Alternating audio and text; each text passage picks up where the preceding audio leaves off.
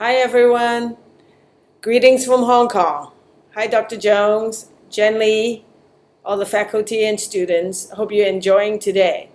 I know we're celebrating the 10th anniversary of the department, and I'm very grateful to one important person, Dr. Terry Jones. You've been the leader of our department for many years, and because of you, we have developed a fine program. And we're very proud of the students, the success of our program, and also all the great new faculties we now have. And all the staff too, you guys been just wonderful to work with. I'm doing really well in Hong Kong. I have been traveling a lot, which is really great. And I hope you enjoyed today. And thank you, Jen Lee, for doing this training. I know you're very busy and you're willing to make time for us. And have a great day. Happy 10th anniversary. And congratulations again, Dr. Jones, for the fact that you actually carried out your vision for our department. Take care and have a great day.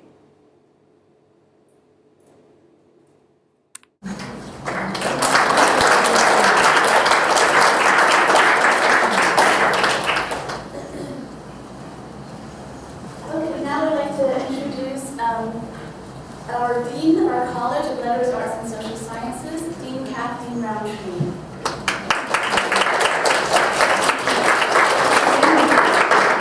Glad to have everybody here today. I want to reflect on one thing today, and then many of the speakers you're going to hear after me are going to give you more specifics about the things that Terry has accomplished during his career. You know, each of us leaves an imprint as we go through life. It may be a small one, it may be a large one. It's an important one. In some cases, it's a very good one, and in other cases, it's a less positive one. But not everyone leaves a legacy. So the difference in my mind between an imprint and a legacy is carried on. The work that Terry has done in creating programs, in teaching people, in bringing up the science and the art and the practice of social work, in creating energy and enthusiasm and skill and trained individuals that can go out and practice social work is the legacy. The legacy now is carried forward from all of us and many more. To be a teacher is, I think, the greatest compliment that any person can receive, because you have the opportunity to give what is important to you to others and give them charge to carry it forward. So Terry's legacy today will go forward in each of you. And all the accomplishments that he has done during his career will no longer be his accomplishments alone. They will be shared accomplishments, and they will be multiplied by all of us. You're going to hear from people from different departments. His influence has certainly transcended the social work department. You'll hear from some of the other programs that he helped bring into being at the university. And of course, we know that through 40 years of teaching, the number of students that he's influenced is vast. And the good that they are doing in the communities in which they reside, and many of them reside in these communities near to the Bay, of course, is immense. So, Terry, I congratulate you for your legacy, and I hand it to these people and to your students to care for in the future.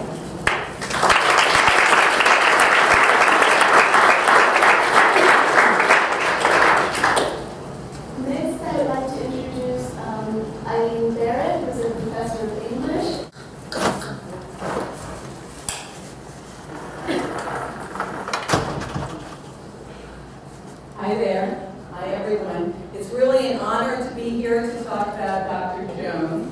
I met Dr. Jones in 1987 when I first went to the campus, Cal State East Bay.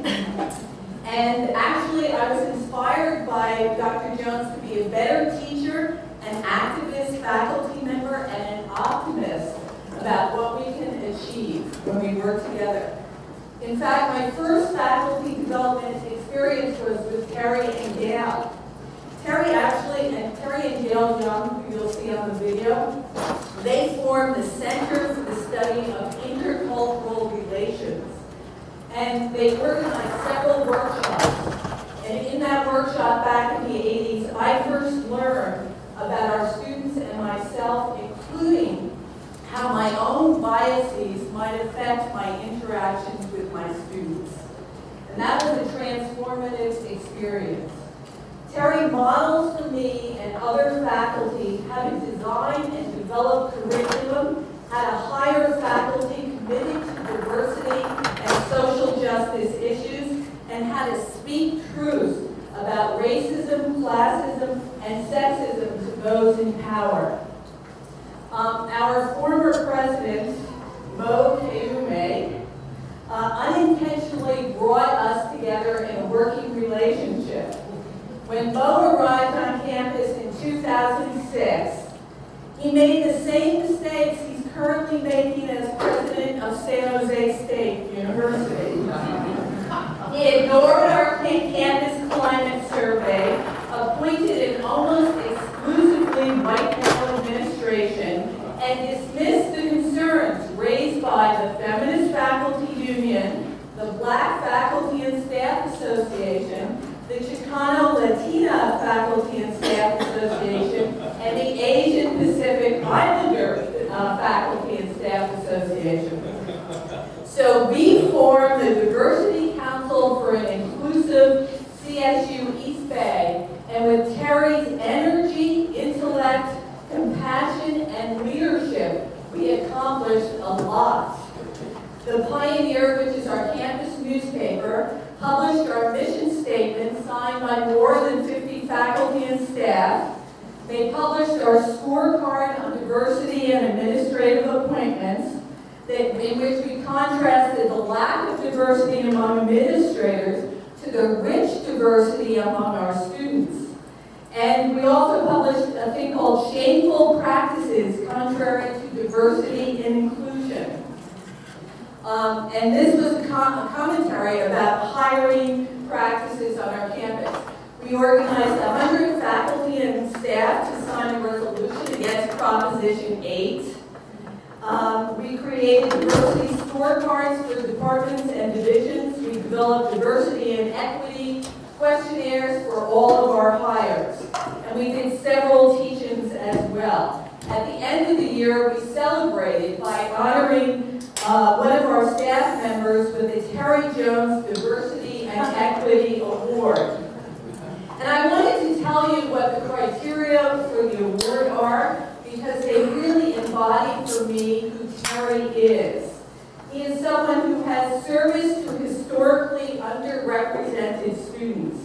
He is a leadership on the campus and in our community around critical issues involving race, gender, class, sexual orientation, disability, national origin, and religion. He has the courage to stand on issues of equity and education with anyone and anywhere, regardless of their title or position or personal consequences. He's a leader of programs that best represent principles of equity and diversity, and he has a commitment and loyalty to the students of CSU East Bay, and all of you as well. Terry inspires us with his leadership and actions, but he also always inspires me with his words. So I wanted to share with you some of his published words from something he wrote several years ago. And he said, "The students I teach are not the silver spoon in the mouth types.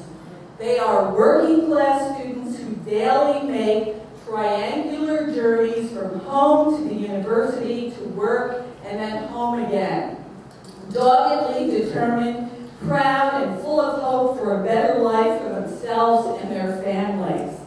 My students just keep on keeping on in pursuit of education. They have put all their faith into the power of staying the course, burning the midnight oil, and navigating the complicated rivers and harbors of what we call majors. As faculty, we should be honored to teach those who put so much faith in education and in us who teach them. I believe strongly that if we were to approach our work teaching those who come to us to learn as if it were a privilege, as if we were lucky to be in this place at this time to do our work, that our whole approach would change. Terry, it is a privilege to be at this place and in this time teaching our students to navigate these rivers. We are honored to be guided in this work by you. Thank you.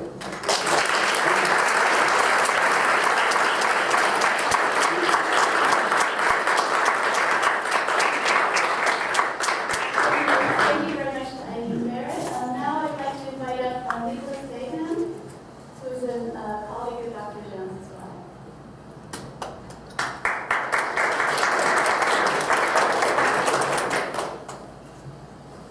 well. Nicholas Bayham, Associate Professor of Ethnic Studies, Cal State East Bay. That's a department, by the way, for those of you who may not know, that Dr. Terry Jones was also instrumental in creating and bringing together. So I owe my livelihood to Dr. Jones. But I want to start out my brief statements here by saying, listen, if any of you have ever been in an academic street fight, and some of you know what I'm talking about, the kind where administrative rationale gives way and defies logic, fairness, and equity, or where your colleagues are so blinded by their own sense of privilege, the person that you want in that dark alley with you is Dr. Terry Jones. And frankly, when you show up to the fight, he's already been there minutes ahead of you, getting the business done. Uncaught and uncaused, Terry Jones has demonstrated for all of us a persistent fearlessness.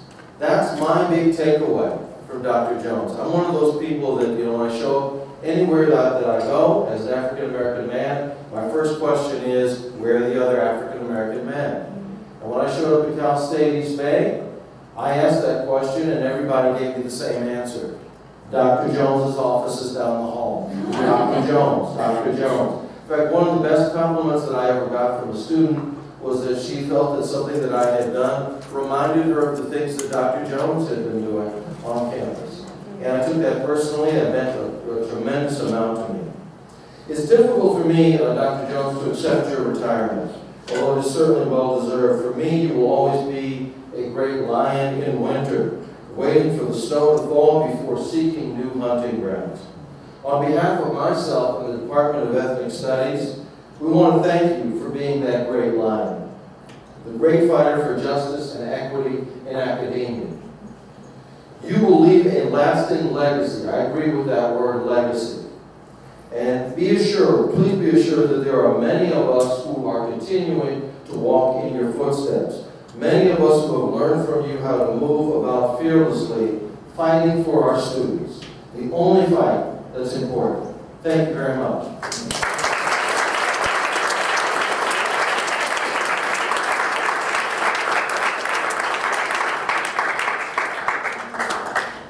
Now I would like to invite Colleen Fong, who's also a professor of ethnic studies.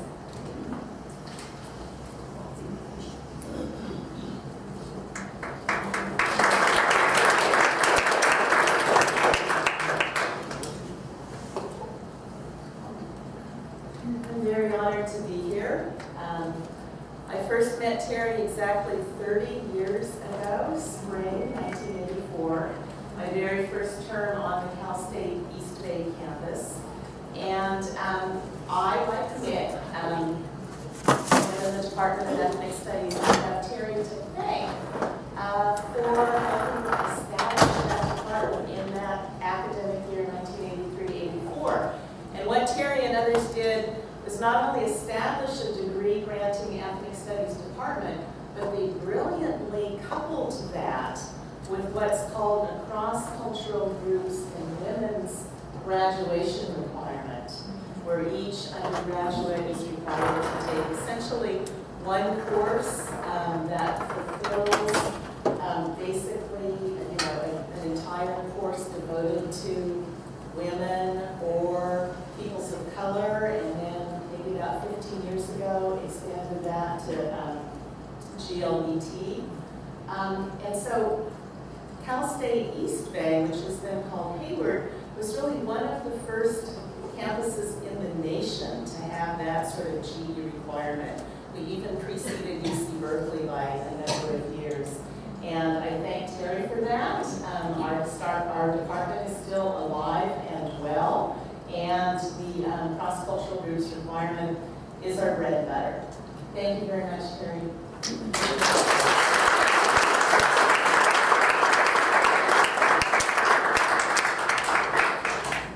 Now I'd like to invite Carl Stempel, who's a professor of sociology.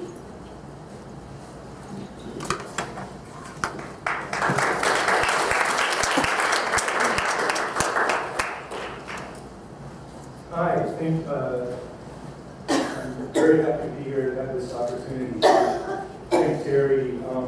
A lot of people are talking, and I think will continue to talk about how he's a fighter. He's a fighter for social justice. He's a model for many people in terms of being able to speak truth to power. And I can't really say that I follow in his footsteps because those are awful big footsteps. But he has been a very important model to me. But what I would really like to focus on, just very briefly, is how, as sort of Terry Jones, the man who helps people out on an individual basis. And I come from the Department of Sociology and Social Services, which is the department that the social work program sort of sprung out of. And so I was there, I was a brand new faculty member, and one of the things I'll always remember about Terry is that I think is emblematic of how he works on a personal level, is that when I was struggling early on because to put it in a euphemism, difficult reviews that I was getting, Terry sat me down and calmed me down and said, and sort of just said, just keep working, it's going to work out. And he really, I think there's that personal side to him that I'm guessing many people here know, and it's what I would really want to emphasize, and I think it's a core to his being. So thank you very much, Terry, and thank you for having me here today. Thanks.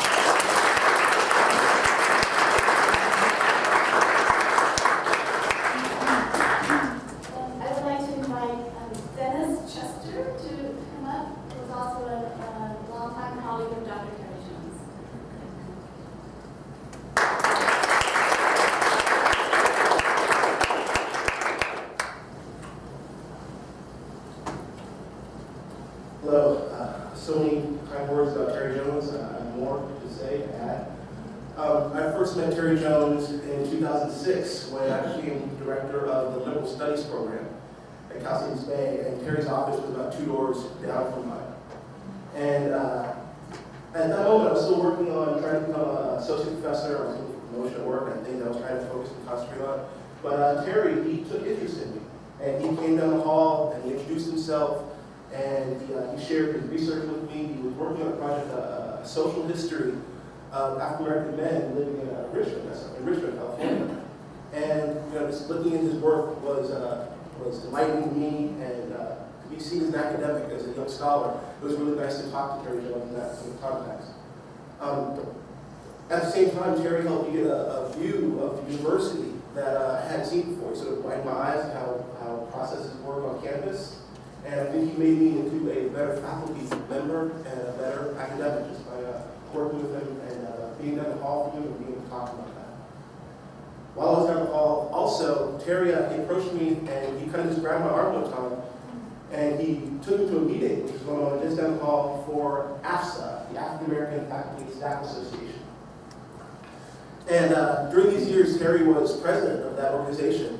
And during that time, AFSA was we began with scholarships, and Terry was just a positive force in helping to raise the funds, to give away these funds to these students who had such tragic stories of struggle, and Terry was just a force that helped us to give these students scholarships. In order to get those scholarships, we had to do fundraising, and our fundraising was the AFSA Annual Scholarship Awards Dinner. And Terry was just a prime source in moving that party. He was often the prime entertainment and getting that party going. Terry was just been a wonderful person in organizing this program, AFSA, and reaching out to students and helping students. He's helped students, like I said. He's helped me as a faculty member. And so many people have talked about Terry as being a fighter for the underdog, and I think that's true. One example I have of Terry as a fighter for an underdog, as chair of social work, me and Terry attended chair's council meetings. With all of the department chairs would meet and talk about things. And there was some minor procedural vote. I don't recall exactly what it was for, but the dean asked, so is there anyone, everyone in favor, say aye. And every hand in the office raised their hands, except for Terry's. Terry stayed down. So he said, well, are any nays? And Terry raised his hand. And his reason was, he said to me that was, he just didn't want to be unanimous. He wanted to be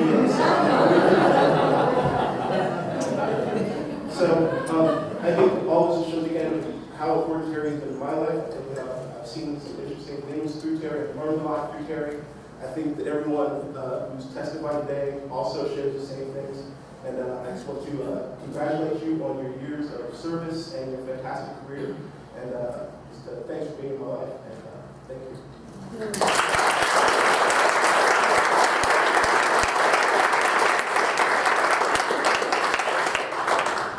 Okay, now I'm going to put on about an 8-9 minute video from also a colleague of Dr. Jones, who's Dr. Gail Young, who's the chair of the Department of Communications.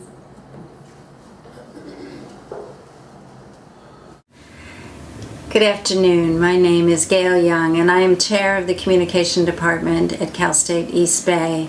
But more importantly, and what I'm most proud of, is that I have been the longtime colleague and professional partner with Dr. Terry Jones for the past 30 years.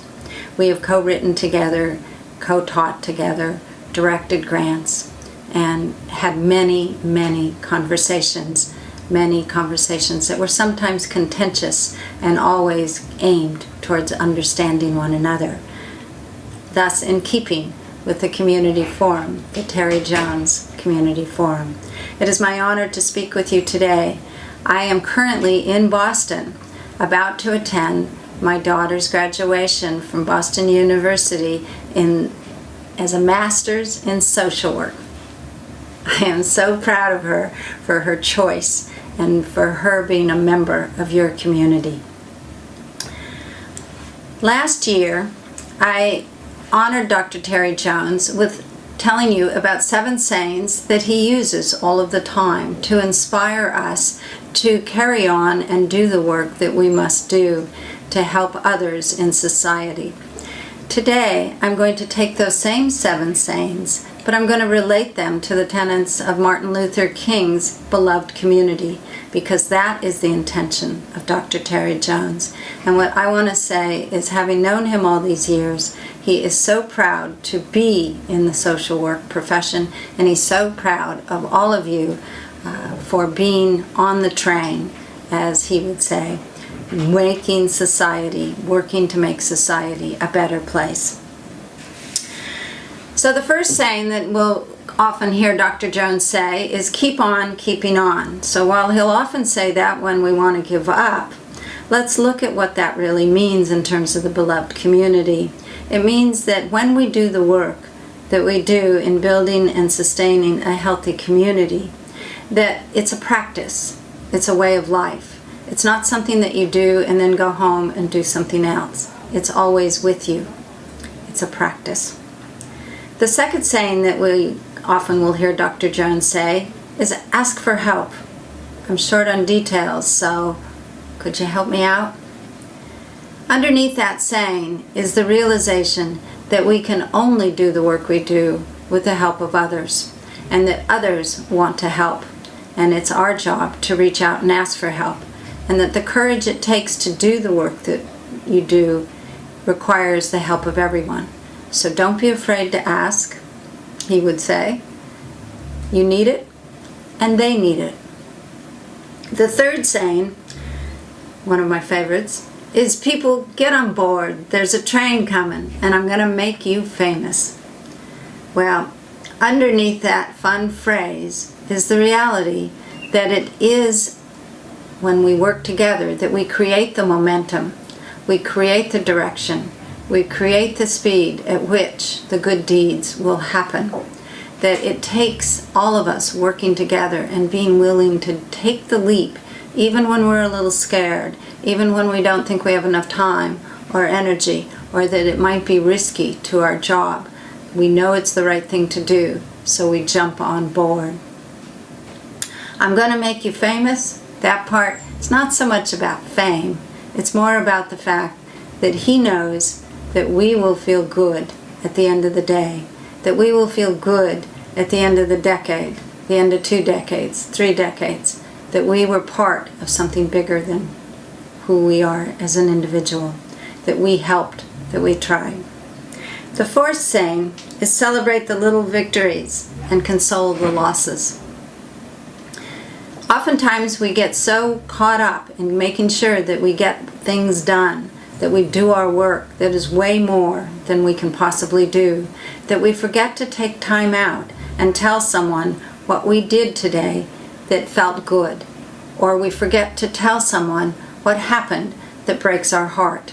And what he is saying here is that we need each other as a community to celebrate with each other, even the little victories, and to console us, give us a hug, remind us why we're in this work, because we're together. The fifth saying that we often hear him say is, go out and look for trouble. Now this saying really comes from a much deeper understanding that the job of contributing, building a beloved community is almost an impossible task. That the enormity of institutional racism, the way in which institutional privileging and institutional shaming and wounding harms individuals is heartbreaking. And it brings up in us a rage and an overwhelm that we don't know what to do with. And yet, it is the work that is to be done. And we must look at that trouble. We must look at the trouble that it causes. We must stay honest and without deception see the barriers that are there. Because only then can we go out and be able to say, glad to be able. Glad to be able that we see it and we can find ways to contribute. That no matter how big the problem appears, there's always some place that we can contribute to make things better. So we're glad to be able to have the knowledge and the skills to do so. However, we're likely to run across, as he would say, fools, and we would say fools, or maybe something else. But the way that Dr. Jones puts it is that they may be fools, but there are fools. They may get in the way. We may not want to work with them. They may actually be the perpetrators that are causing and perpetuating the crimes that we're trying to work against. But there are fools, and we have to work with them, and we have to figure out a way to negotiate. And we have to work with an attitude of glad to be able. Glad to be able. Besides, if we left this profession, there'd just be other fools, and we wouldn't be glad to be able. So in closing, what I'd like to do is to draw on Dr. Derek Bell's works, and in particular his book, Faces at the Bottom of the Well, The Permanence of Racism. And this speaks to the go out and look for trouble, the enormity of the problem. What he does is he warns us against the progress mentality, that while it's very important that we celebrate the victories, but that we not get caught up in the hope and despair cycle. That when we think we're making progress, sometimes we will make compromises that scratch our soul in the name of progress, that we agree to something. And when we disagree with what's happening, but we're doing it because we think it might lead to some progress, those are the seeds of cynicism, disillusionment, and despair. And so what we have to do is to celebrate the little victories, but also to realize that the problem is really big, And it's only when we see how big the problem is that we will speak our truth, that we will do what we really think needs to be done, and that we will contribute in the ways that feel true to our heart. And by being able to see with that honesty, then and only then, as both Dr. Jones and Dr. Bell would say, only then are we able to see the miracles that do happen, and are we able to appreciate what they really are. So on behalf of Dr. Jones, and I think he will say it as well, you are the miracle. He sees it in you every day, and he is our miracle of a role model. Thank you, and take good care.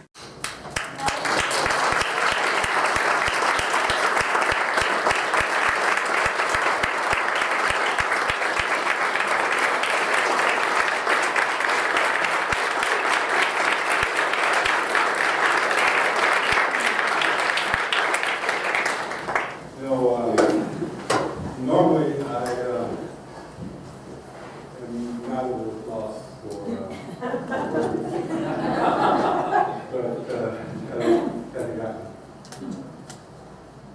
first of all, I want to thank all my colleagues. They're wonderful people. And I would like to thank my wife for putting up with all of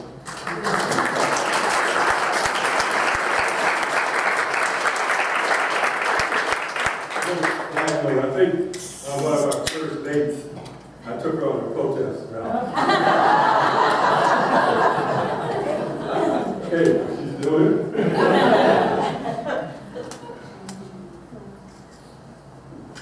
You know, I just love every minute of this, but sometimes in stuff like this, you kind of get lost a little bit, and I think if I've ever been able to do anything or to accomplish anything, it's to be able to work with people.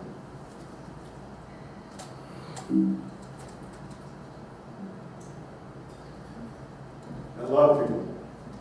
And I guess from that perspective, just call me. I love them. I love people. I love social justice. I love being able to help create a better society. And I believe that we can create a better society. There's a collection of all of our efforts. And I like what, the dean said, if there's anything, that we're going to move forward. You're going to move forward. And we're going to accomplish some great things. You're going to get your degrees, you have your degrees, you're getting your units, all that kind of stuff. But, sometimes we forget what a powerful force education is. We forget how powerful a university is. It's powerful beyond its needs. I can't think of any place else I would rather have been during my 40 years than in the university. Now, I've fought on tooth and nail every step of the way because I do some dumb things. But some marvelous things come out of that. That university is not the same as it was when I came there. And it's not because of I, but it's because of a collection of people who knew that we could do better and who would roll up their sleeves, do a little sacrifice, and make it better. And, probably in other places, I wouldn't have been able to work. I would have been fired or dragged away somewhere. But the power of the university is, they allow things that maybe they don't understand to go on. They allow people with crazy ideas to experiment with those ideas. They allow us to do things that are different and strange. And so, as many of the presidents at that university I disliked, as many administrators as I dislike, as many what's wrong with the university is what is right about it. This is what I like you to take out there, is that a university is a powerful, magnificent, beautiful place that allows people to think, to interact, to disagree, and then to move, move forward. It's kind of, I like, I'm from, Mississippi. And I used to watch my grandmother and aunt sitting on the porch making quilts. And look, so patches and different pieces of stuff. And you think, what is this? What are they doing? It's ugly. But you come back the next day, and then the next day, and all of a sudden some patterns are taking place. And I still have a quilt made by my grandmother. And that quilt is still beautiful beyond imagination. It kind of reminds me of the students we take in at Cal State East Bay. They're a little rough on the edges. I'm not going to call you ugly. But a little, not quite what you think that you are. And then little by little, you become something magnificent. You become something beautiful. And beyond that, a quilt is good to look at. But from where I'm from, that quilt served a purpose. It provided warmth, and it just created a good sense of being able to feel something that was yours, to feel something that was comfortable, to make you feel wanted, to make you feel a piece and a part of some sort of comfort zone, that quilt. And that's who you are. You're that quilt. So just don't worry about thinking about me. Think about you. Think about what you're going to do in terms of going out into to this world of the work that needs to be done out there, and how you're going to take a chunk of it and you're going to make this a better place. And you got to believe that. You really do got to. Because if you look at this thing in its totality, it is overwhelming. But you know what? You just keep on shipping. You just keep on shipping away, and before you know it, you make some progress. That's how it is in social work. You don't get in a whole bunch of big victories very often, but let it make this world. And just one last thing I'll say. This is good. I was in Hong Kong not too long ago, visiting my very good friend, Department Chair, Dr. Van Wong Kim. And I went to the Chinese University Museum, and on the wall there was an exhibit, and one of the exhibits was by a Chinese artist by the name of Gao Yanfu. And just the influence, it just hit me. It hit me in my soul in terms of what we do as social workers. There was this picture of, it's called The Steed Howlin in Rain and Wind. And it was a beautiful watercolor of this horse reared up on its hind legs, and the wind and the rain just beating on it. And the determination in that steed, that horse, and its willingness to know that you can't beat the wind, you can't beat the rain, but you know what? I'm not giving up. I'm going to try. I'm going to stand here and I'm going to go for it with all my heart.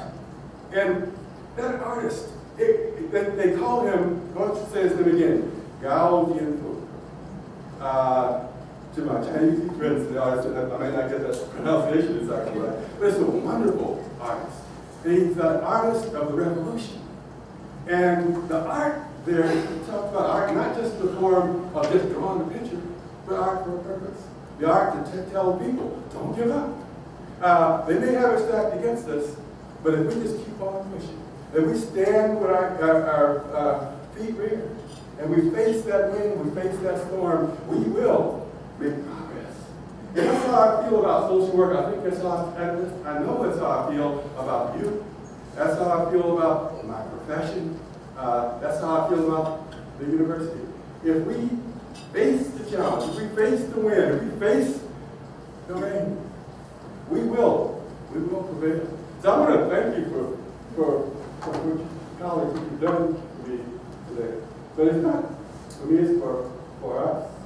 Is to never forget that no matter how hard the struggle, no matter how many forces are raised against you, no matter what the obstacle may look at, just take a little piece of it. Just bite on it. And just reach out. You know, it's fun working with people. People, I love people.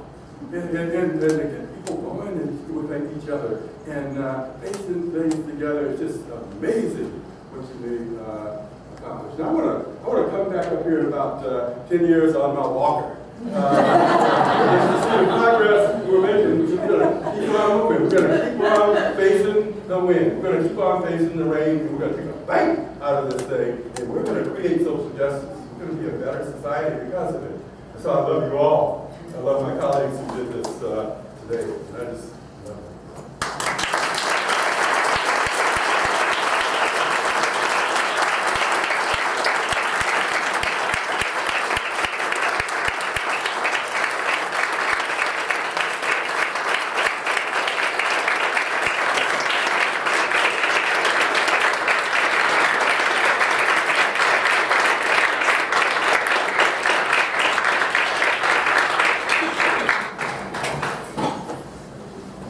Thank you very much to Dr. Terry Jones for his wonderful and inspiring, very important speech for us, and also for his colleagues who came today to share with us what is coming from us. We're very grateful also, and I'm personally very grateful to be part of the university, part of our department, and I can speak for all of our fellow faculty members as well.